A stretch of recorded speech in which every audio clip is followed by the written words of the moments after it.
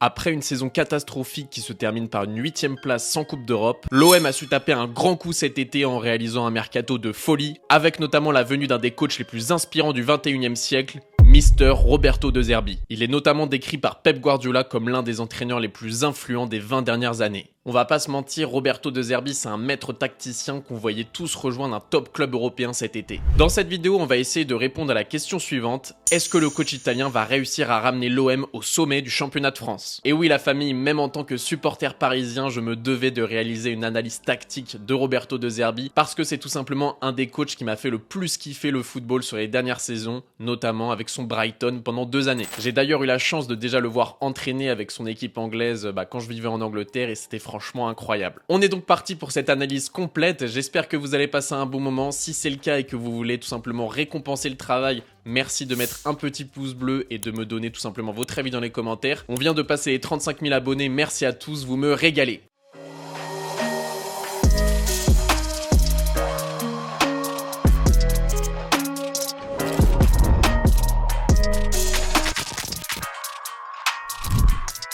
Allez, installez-vous bien la famille, on est parti pour cette analyse. Vous allez voir que je vous ai préparé pas mal de séquences, pas mal de choses à analyser, donc je pense que vous allez vous régaler. On commence donc par une petite statistique. Comme sous Igor Tudor à l'été 2022, l'OM a commencé sa saison en gagnant 10 points sur 12, sauf que cette fois-ci, ils ont marqué 12 buts contre 10 à l'époque avec Igor Tudor, signe du football offensif de Roberto De Zerbi. Vous le savez, cet été, l'OM a réalisé un mercato tout simplement incroyable, avec notamment Benassi en directeur sportif qui a osé faire des gros coups comme Rabiot, comme Højbjerg, comme Greenwood. Vous connaissez mon avis sur sa venue. Mais bon, là on va parler uniquement de football, on va pas parler d'extra sportif, c'est vraiment une analyse footballistique. Et donc quand on regarde le mercato, il y a quelque chose qui nous saute aux yeux, c'est qu'il y a une vraie identité à cette équipe. Il y a beaucoup de jeunes, Greenwood 22 ans, Eli Wahi 21 ans, Ismaël Koné 22 ans, Valentin Carboni 19 ans ou même Lilian Brassier à 24 ans. Énormément de jeunes et on sait que Roberto De Zerbi excelle pour entraîner les jeunes.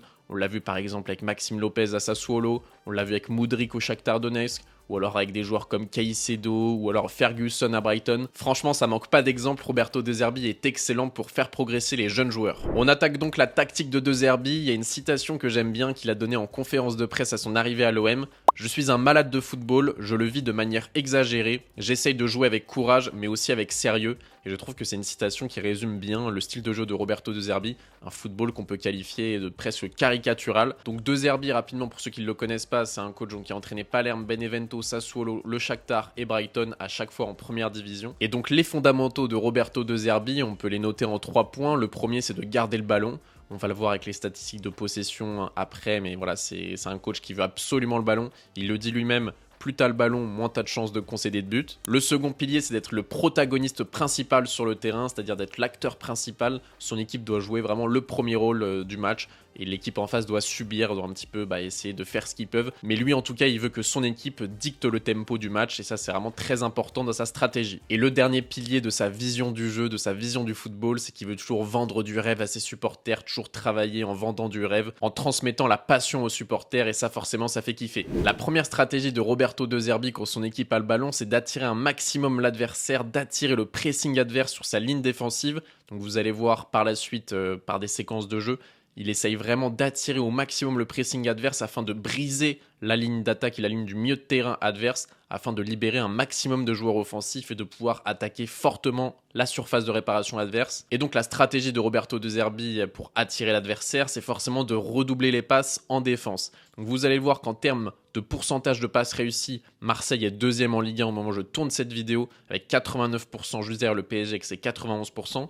Qui est signe d'une qualité de passe tout simplement des défenseurs. En termes de ballons touchés par ses joueurs, là aussi Marseille est à 3047 ballons touchés donc au total. Donc deuxième de Ligue 1, là aussi derrière le PSG que c'est 3400 ballons joués. Ce qui montre forcément que l'Olympique de Marseille, comme je vous le disais, c'est une équipe qui a le ballon, qui a besoin d'avoir du ballon pour tout simplement mettre en place la stratégie de Roberto De Zerbi. Du côté du terrain et de la composition d'équipe, on va dire qu'au coup d'envoi, les médias vous annoncent souvent un 4-2-3-1. Là par exemple, je vous ai intégré Rabiot, Højbjerg, Harit.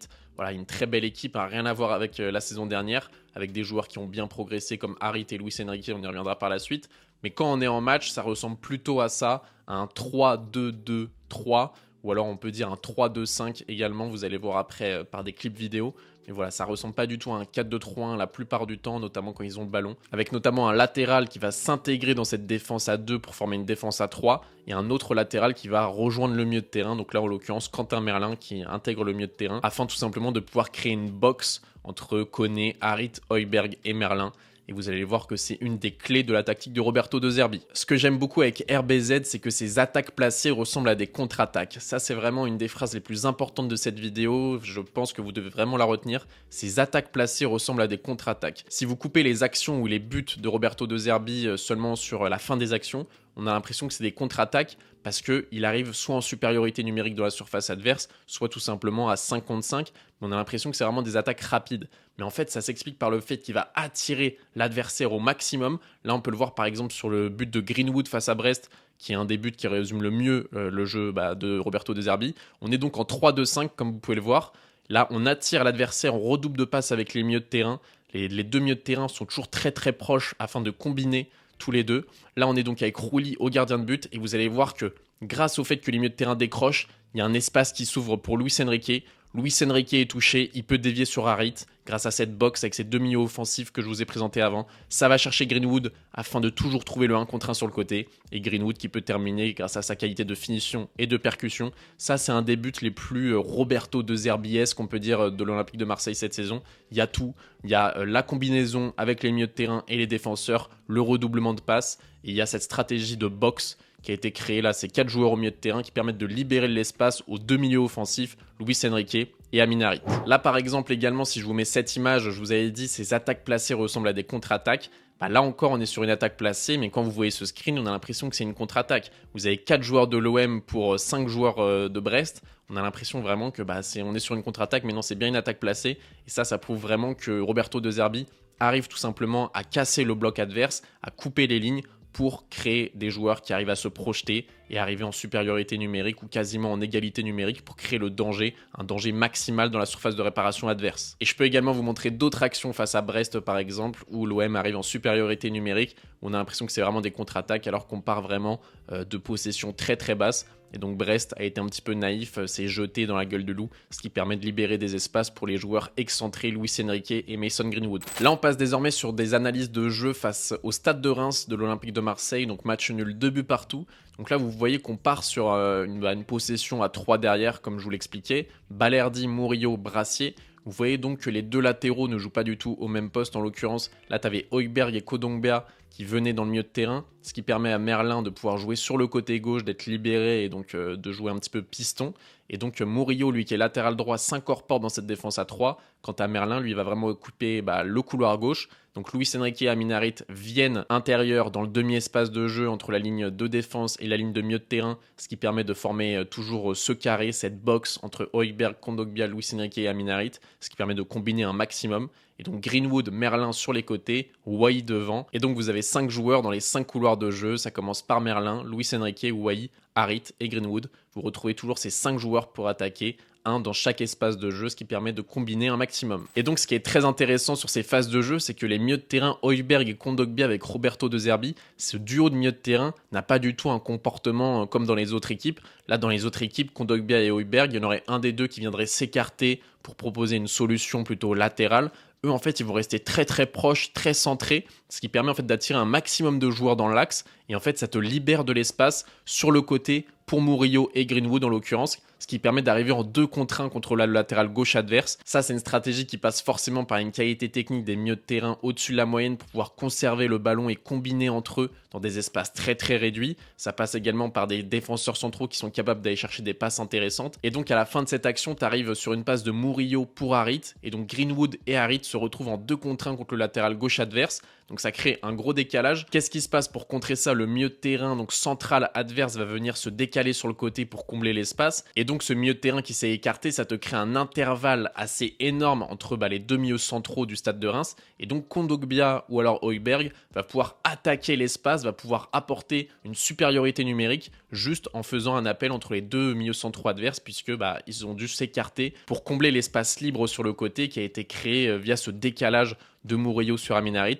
Donc ça, c'est très intéressant. Vous voyez donc que Kondogbia que Luis Enrique, que Harit et que Greenwood se retrouvent tous dans l'axe, tous recroquevillés. Qu'est-ce que ça crée? Les défenseurs viennent tout simplement tous dans l'axe. Et là, vous avez Merlin, côté gauche, qui est libre comme l'air. Donc c'est parti de la droite. Ça a touché les milieux de terrain qui sont venus se projeter dans l'axe. Et ça finit sur Quentin Merlin, côté gauche, qui est libre, qui est tout simplement seul face au but. Ça va pas se terminer sur une action décisive, mais ça vous montre vraiment toute la tactique de Roberto De Zerbi. On est parti de la défense, on a voyagé à droite, on termine à gauche pour finir sur un face-à-face. Là, c'est une autre phase de jeu, toujours face à Reims, qui est très intéressante. Vous voyez donc que Balerdi a le ballon. Vous voyez que Højbjerg, Kondogbia, Amin Harit, Luis Enrique et Wai sont tous très très proches. On dirait presque un taureau. Vous voyez que cette zone est grisée. Vraiment, c'est une zone de jeu qui est très très petite par rapport à la grandeur et la largeur du terrain. Et en fait, ça te permet vraiment d'aspirer tous ces joueurs adverses dans l'axe. Et donc, Balerdi, grâce à sa qualité de passe au-dessus de la moyenne, va pouvoir te trouver côté gauche un joueur libre, en l'occurrence Quentin Merlin, ce qui te crée un décalage sur Luis Enrique. Luis Enrique qui va pouvoir centrer sur Wai parce que il aura eu le temps d'avance, tout ça créé par le décalage à la base de tous ces joueurs dans l'axe. Et donc, ce qu'il faut retenir encore une fois sur cette action, c'est que tout cet espace monopolisé dans l'axe, ça te permet tout simplement de libérer de l'espace décisif sur les ailes avec des joueurs de qualité technique, Quentin Merlin, Luis Enrique qui vient, Luis Enrique qui centre sur Wai qui va avoir de l'espace libre parce que tout simplement tous les adversaires ont été aspirés par ce décalage côté gauche. Wai il a plus qu'à attendre un bon centre de Luis Enrique. Après voilà, finalement ça termine pas sur un but, mais ça reste une action qui est vraiment tout simplement de Zerbiesque, qui est vraiment révélatrice de la stratégie mise en place par le coach italien. Encore une autre occasion face au Stade de Reims qui est très intéressante. Vous voyez que Quentin Merlin, lorsqu'il arrive encore une fois à être disponible côté gauche, il y a énormément de joueurs qui vont attaquer la surface. Là donc il y a Luis Enrique, Amin Harit, Wai, Greenwood, et tu as les deux milieux de terrain qui sont juste derrière Højbjerg et Kondogbia pour récupérer le ballon en contre-pressing au cas où si l'action donne rien, puisque oui, le contre-pressing c'est une autre stratégie forcément de Roberto De Zerbi qui est très importante. Récupérer le ballon haut, c'est un fondamental. Évidemment, quand tu as autant de joueurs qui attaquent, tu as 5 joueurs qui attaquent sur une action qui ressemble à une contre-attaque alors que c'est vraiment une action placée, évidemment, tu as beaucoup de joueurs qui sont disponibles pour faire le contre-pressing, pour essayer de récupérer le ballon haut. Vous allez voir après dans les faiblesses que niveau mise en place de ce contre-pressing, il y a encore des améliorations à faire, mais ça reste une stratégie fondamentale de Roberto De Zerbi. Alors comment le stratège italien arrive à mettre en place sa tactique durant ses entraînements? Déjà, il y a une petite phrase que j'aime bien. Il a dit « Peu importe si on perd parfois, tant que l'on ne renonce jamais à la beauté du jeu, je ne critique jamais un joueur pour avoir échoué à faire ce que je lui ai demandé d'essayer. Ce qu'il mérite, c'est lorsqu'il échoue puis se dérobe à ses responsabilités. » Ça, forcément, c'est en lien avec le contre-pressing. Tu as le droit de perdre le ballon. Par contre, si tu le perds, frérot, faut faire le contre-pressing, faut récupérer le ballon. Et si on le perd pas, faut venir se replacer dans le bloc. Et donc, concernant ces entraînements, le stratège italien, il a différents aspects méthodologiques. Le premier, donc, c'est que c'est des entraînements basés sur la répétition intense de séquences de jeu et de mouvements. Évidemment, tout ce qu'on voit durant les matchs, c'est des circuits répétés, répétés, répétés. Je vous conseille notamment les interviews de Maxime Lopez lorsqu'il était à Sassuolo. Il disait c'est un truc de fou, tu répètes vraiment le même circuit de passe pendant 1 heure, 1 heure et demie. Et ça, apparemment, à la longue, pour les joueurs, c'est un petit peu fatigant. Si tu restes plusieurs années, voilà, ça peut être un petit peu relou. On peut dire ça comme ça, de toujours travailler des circuits de passe à l'entraînement. C'est aussi pour ça qu'en moyenne, Roberto De Zerbi reste 2 saisons dans ses clubs. En plus des circuits avec ballon, il y a également un gros travail de tout l'aspect tactique sans ballon pour créer les supériorités numériques, comment se déplacer, etc. Ça, c'est un gros aspect des entraînements de Roberto De Zerbi. Il y a également la gestion psychologique des joueurs avec un rapport d'égal à égal et une rotation régulière. Ça, on le voit, Roberto De Zerbi est très très proche de ses joueurs. Il a un côté un petit peu paternel. Par exemple, toujours le même exemple, lorsque Maxime Lopez arrive à Sassuolo, Roberto De Zerbi lui a proposé de venir dormir chez lui à la maison le soir même pour qu'il se sente bien, pour qu'il puisse prendre son temps avant de directement aller à l'hôtel, etc. Donc voilà, il a vraiment un côté paternaliste avec ses joueurs qui est très important dans son management. Et évidemment, s'il arrive à autant faire progresser les jeunes joueurs, c'est qu'il a énormément d'exigences physiques et mentales en raison de l'intensité qu'il demande sur le terrain. Évidemment, ça demande beaucoup d'efforts, que ce soit physique ou mental. Et ça, il ne pardonne pas du tout à l'entraînement. Comme je vous le disais auparavant, il a aucun mal avec un joueur qui perd le ballon, qui fait une faute technique. Par contre, si le joueur n'a pas la détermination de réparer son erreur, on peut voir très souvent un Roberto De Zerbi péter les plombs parce que ça reste un coach italien qui a le sang chaud. Et donc, concernant cet Olympique de Marseille, les forces que je me suis notées, donc déjà, c'est qu'il y a un gros impact physique, même s'il peut être encore amélioré. Il y a une bonne prépa physique, ça se sent, les joueurs sont en jambes, les joueurs courent, les joueurs mettent de l'intensité. Ça reste un gros point fort de l'OM, même si ça peut encore progresser selon moi. Il y a des offensifs qui sont en confiance. On peut penser à Mason Greenwood, qui est actuellement meilleur buteur de Ligue 1. Tu as aussi Luis Enrique, qu'on voit vraiment excellent. On l'a vu avec son but le week-end dernier, avec ce 1-2 avec Amin Harit. magnifique but et on peut voir vraiment un attaquant en pleine confiance. Eli Wahi, Neil Maupay, il y a une belle concurrence, à voir si Eli Wahi arrive à prendre confiance après sa saison presque ratée à Lens. Il a des débuts avec Marseille plus ou moins compliqués, mais ça reste un super joueur et qui peut prendre vraiment l'ascendant sur Neil Maupay assez facilement s'il utilise pleinement ses capacités, on peut dire ça comme ça. Un autre point fort qui est limite pour moi le plus gros point fort de l'OM cette saison, c'est son milieu de terrain. Rien que sur le papier, là actuellement, tu peux aligner un Højbjerg-Rabiot. C'est exceptionnel, c'est exceptionnel. Moi, Højbjerg-Rabiot, c'est des joueurs que je pourrais voir dans des top clubs, des clubs qui jouent la Ligue des Champions. Là, l'OM, je vous rappelle, il ne joue aucune Coupe d'Europe. Aligner un milieu de terrain sur le papier, Højbjerg, Adrien Rabiot, c'est franchement excellent. Højbjerg à Tottenham, c'était un magnifique joueur très complet. Ses débuts avec l'OM sont époustouflants. Donc évidemment que le mercato de l'OM il a été excellent et que le point fort de Marseille pour moi c'est son milieu de terrain. Dernier point fort que j'ai pu observer durant ces 4 premières journées de Ligue 1, c'est Rouli. Rouli, le gardien qui était à l'Ajax Amsterdam, le gardien argentin, il réalise un très bon début de saison. Alors certes, il y a des arrêts où il a eu un petit peu, on va dire, de réussite, mais au global, Marseille, s'ils ont bien commencé la saison, c'est aussi parce qu'ils ont été décisifs dans les 2 surfaces de réparation, offensivement et défensivement, avec Rouli qui a arrêté un penalty, qui a arrêté des face-à-face, notamment face à Nice. Il a vraiment fait un très bon début de saison. Je suis assez surpris de son niveau. Je ne le pensais pas aussi bon encore à son âge et encore à son moment de sa carrière, on va dire. Je le pensais un petit peu fini, hein, je ne vais pas vous mentir. Et franchement, il est vraiment excellent. Donc c'est vraiment un gros point fort de l'OM. On verra si ça continue durant toute la saison. Concernant les faiblesses de l'OM, là on va regarder un petit peu les statistiques de notre ami sur Twitter Data Football, dont je vous ai parlé plusieurs fois, qui réalise un super boulot notamment sur la Ligue 1.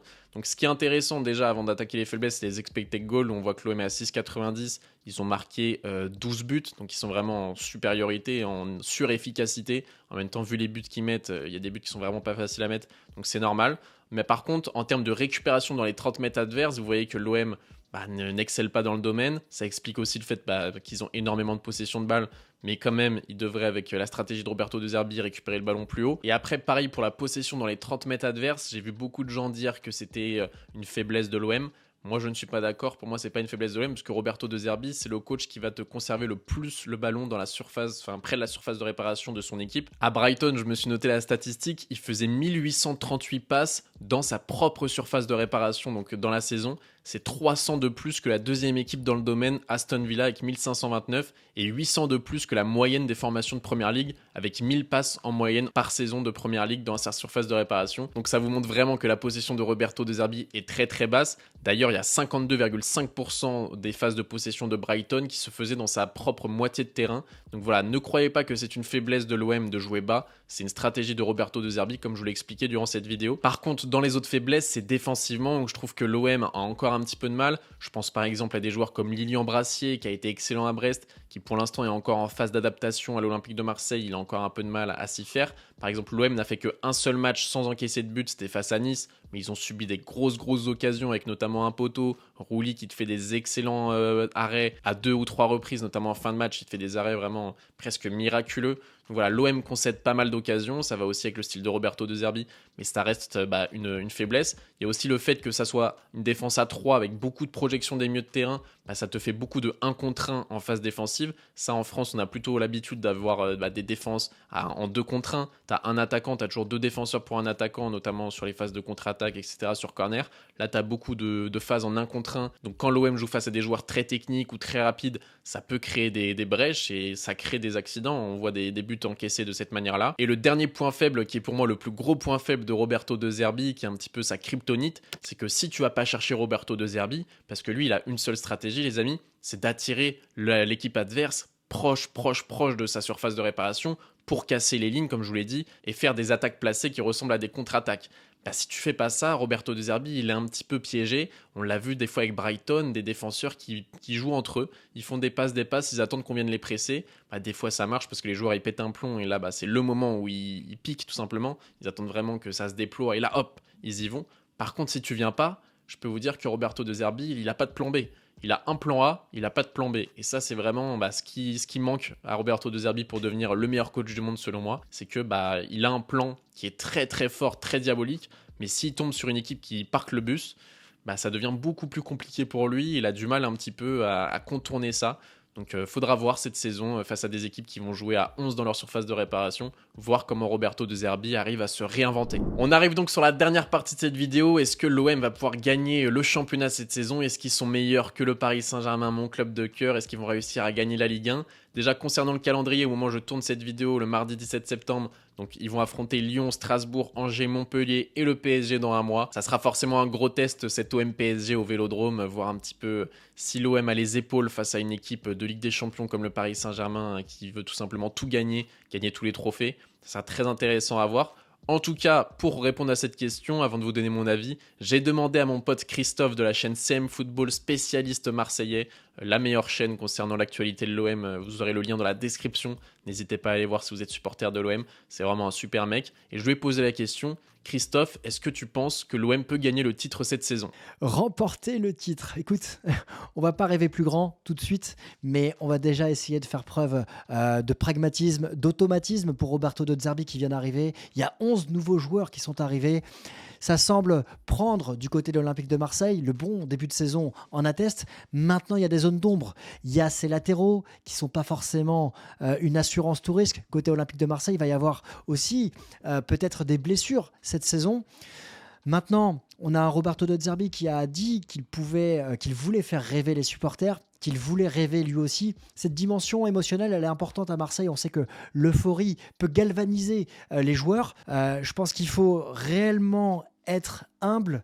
Le bon début de saison est intéressant, mais là on va rentrer dans les matchs qui sont très importants. L'Olympique Lyonnais dimanche, et puis on a le classique face au Paris Saint-Germain, ton Paris Saint-Germain, le 27 octobre prochain. Mais oui, il y a de quoi rêver, mais je pense que pour nous, d'abord, la qualification directe en Ligue des Champions doit être l'objectif. Ça serait très bien pour aller chercher quelque chose de plus fort la saison prochaine. Merci Christophe pour ta réponse, ça fait plaisir. C'est pas la première fois que tu viens sur la chaîne.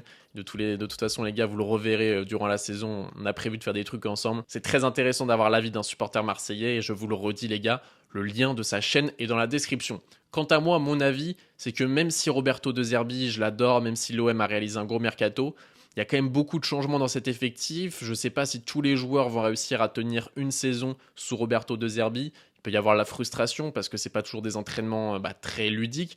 Quand tu gagnes, forcément, tout va bien. Par contre, si l'OM commence à avoir une période de moins bien, ça peut être compliqué. Ils ont l'avantage de ne pas jouer de Coupe d'Europe et de se concentrer uniquement sur la Ligue 1 et la Coupe de France. Donc ça, évidemment, c'est un gros point fort pour l'OM. Personnellement, avant le début de saison, j'avais annoncé l'OM 3e ou 4e. Désormais, je les vois terminer 2e et donc ne pas gagner le titre. Je pense que le Paris Saint-Germain va continuer à gagner la Ligue 1 au moins pour cette saison. J'ai l'impression qu'on est encore meilleur que la saison dernière. Dites-moi si ça vous intéresse que je réalise une analyse tactique de Luis Enrique avec le Paris Saint-Germain. Entre-temps, il y a notamment une autre analyse tactique d'un club que je veux faire. Mais n'hésitez pas à me dire dans les commentaires quel club vous aimeriez bien que je fasse. En tout cas, pour moi, l'OM va faire une très belle saison mais ne gagnera pas la Ligue 1. Peut-être la Coupe de France, on ne sait pas. Mais en tout cas, ça va être un plaisir de regarder le Roberto De Zerbi Ball en France. Franchement, si vous pouvez aller au stade, si Marseille passe dans votre ville un moment, n'hésitez pas à y aller parce que Roberto De Zerbi, c'est franchement du football qu'on apprécie, du football vraiment caricatural avec un style vraiment exceptionnel. J'espère que vous aurez mieux appris à comprendre sa tactique grâce à cette vidéo. Si vous avez passé un bon moment, si vous avez appris des choses, maximum de pouces bleus à la famille, ça aide énormément le développement de la chaîne. Donnez-moi votre avis dans les commentaires et merci à tous ceux qui s'abonnent. Franchement, ça récompense de ouf le travail. Merci les mecs, restez connectés, il y a du lourd qui arrive. C'était BR10, bonne matinée, bonne journée, bonne soirée, bonne nuit, je vous kiffe. Peace!